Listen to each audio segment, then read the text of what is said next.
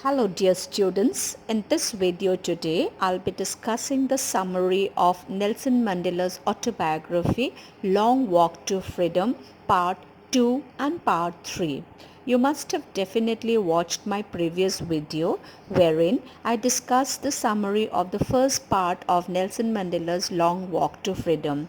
Please do watch it if you haven't, and then you'll get an idea and you can connect it with part 2 and part 3, and it will be easier for you to understand because I'm not going to repeat the explanation again because this video is specifically made for part 2 and part 3. So without any delay, I'm going to begin.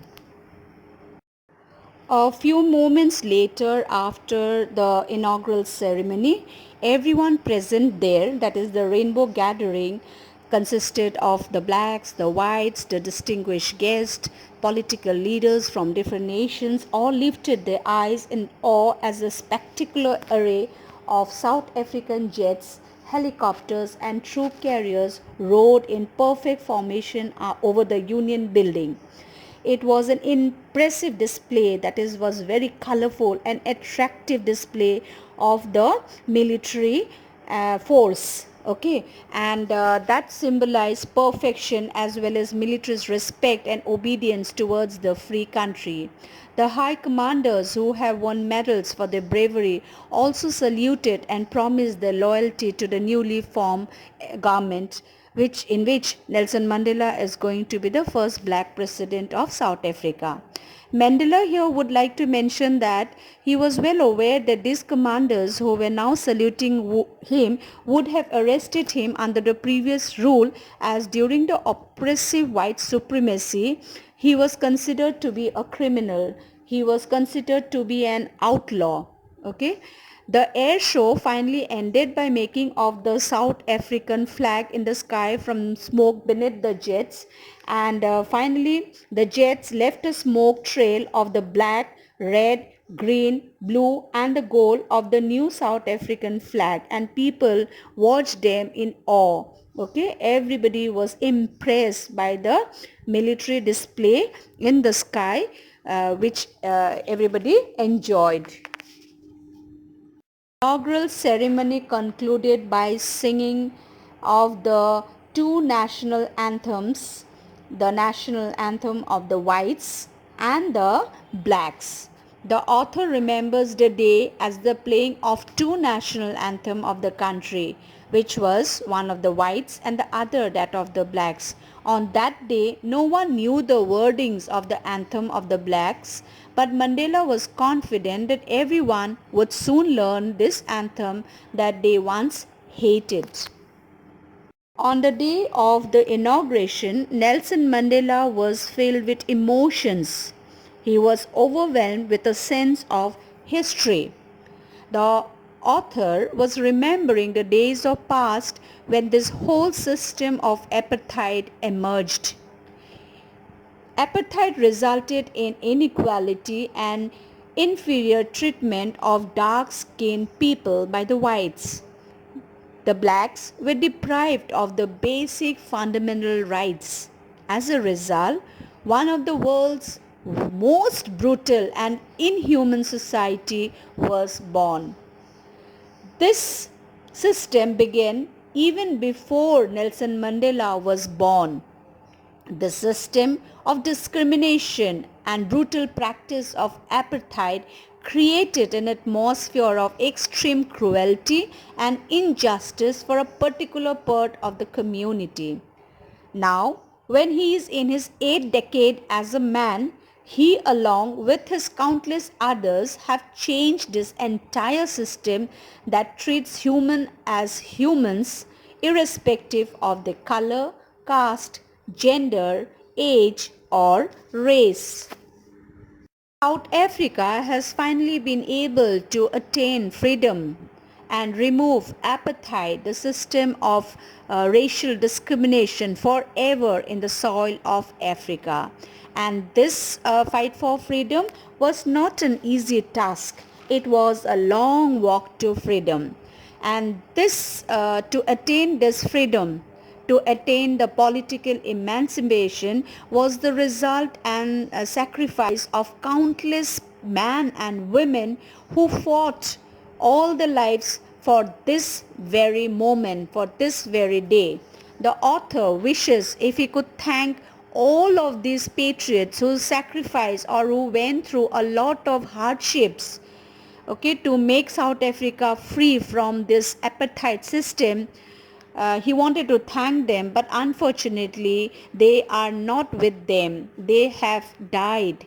They are no longer physically present, and he wished that they would have they should have lived to see the result of their hard work, of their sacrifice, of their courage. Nelson Mandela gathered his courage and power from all these people and thus wishes to make them proud. He learned to be courageous. He got the inspiration and motivation and determination to fight for freedom from these freedom fighters who already started their, the struggle for freedom much before Nelson Mandela was born.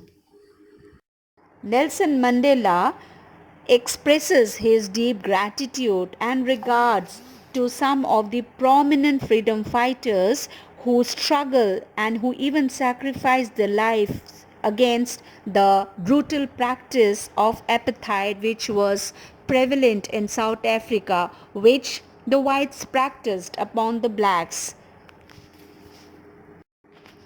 The oppression policy scared many people and will take a long time for them to move on. Nelson Mandela mentions that this hard time had its negative impacts, but it also exposed a lot of strong and courageous men who stood up and raised their voice against this inhuman and extraordinary human disaster which was going on in South Africa. Thus, it required that level of unjust treatment to produce such great heroes. South Africa, Nelson Mandela says, is rich in minerals and gems, but its greatest strength lies in its people, the people of South Africa, the blacks. Nelson Mandela gained his strength to stand against the wrong which was happening in South Africa, which the whites were practicing upon the blacks. Okay, he got the determination, inspiration and motivation to fight against injustice from all the great nationalists he mentioned above in this chapter, who had even risked their lives for freedom and tolerated ill treatment, but never stopped fighting against the whites for the freedom. Nelson Mandela learned in this struggle that courage did not mean the absence of fear, but the ability to overcome fear. The man who overcomes his fear is called brave. Nelson Mandela also mentions that no one is born hating another person because of the color of his skin or his background or his religion. People must learn to hate, and if they can learn to hate, then they can also be taught to love. For love comes more naturally to the human heart than its opposite. Okay. So according to Nelson Mandela, he feels that one is taught by its society to hate humans because of the skin, color, age, gender and religion. No one in this universe is born with hatred. Nelson Mandela's idea is that if people can be taught hatred, they can also be taught love and brotherhood. In the most testing times in prison, when they were being treated brutally, Mandela would see a pinch of humanity and kindness in one of the guards, white guards, and that was enough to keep him going. He believes that goodness in human beings can be suppressed but never can be eliminated. Part 3 of Nelson Mandela's Long Walk to Freedom. According to Nelson Mandela, every human being has its responsibility towards the family as well as the society. Generally, under normal circumstances, a person can maintain the balance between the two, but in countries like South Africa, it was never so easy. When a person of color would come up for his society, he would be arrested and taken away from his family, thus keeping them from fulfilling both the responsibilities, that is responsibilities towards the family as well as the responsibility towards the society. In the beginning, Mandela did not put his people over his family, but it was only later when he realized that in order to be there for his people, he was compromising his duties towards his own family. Nelson Mandela did not have the plan to stand against the apartheid system early in life. He lived his childhood like any other normal child in South Africa. He only had to follow the rules set up by his father or the customs of his tribe. As soon as he grew up and began to learn the facts as to how people of color are treated, he decided to stand against it. He had this urge for freedom from inside, earlier just for himself staying out at night, and later for having a basic life not just for himself but for everyone. In Johannesburg, they had to struggle for having a peaceful marriage, family and basic amenities which everyone has access to where law and order exist. Nelson Mandela joined the African National Congress, that is ANC, when he realized that it's not only him whose basic rights were snatched away by the whites, but of all those who looked like him. He had this fire inside him to free his people from the injustice that was going on.